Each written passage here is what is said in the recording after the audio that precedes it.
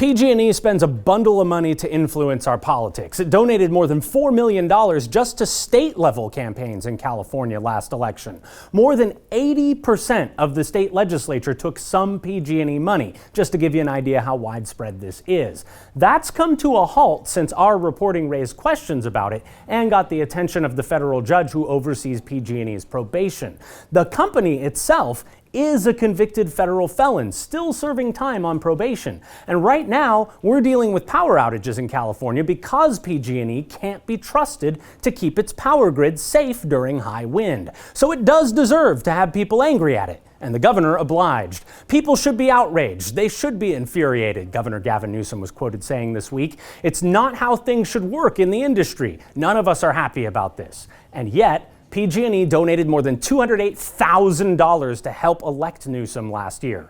As part of our reporting, we did ask him this summer if he stands by taking the money and whether he'd give it back. The governor refused to answer both questions. But this isn't just a Democrat thing. This is Doug LaMalfa, Republican congressman. It seems as if California, which fancies itself as one of the top world economies, is becoming a third world country, he said. Expecting the power to stay on when the wind blows isn't that giant of a leap for mankind. And yet, the company that can't seem to get things right gave LaMalfa $13,000 in donations from its PAC since the last election cycle. And here's the rub. LaMalfa represents paradise in Congress, but he took $5,000 of those dollars from PG&E's PAC after last year's Camp Fire killed 85 people there.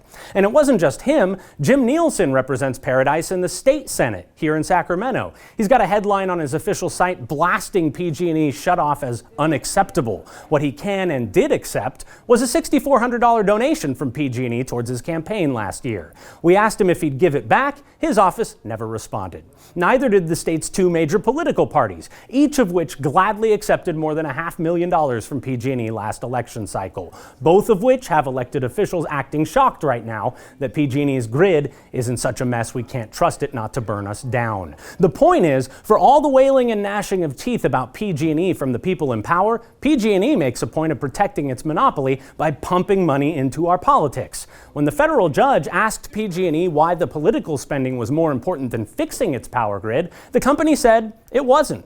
But it said it spends that money to make sure its interests are, quote, adequately represented in the halls of power. On this day, when millions of us in California may literally be powerless, we thought you ought to know.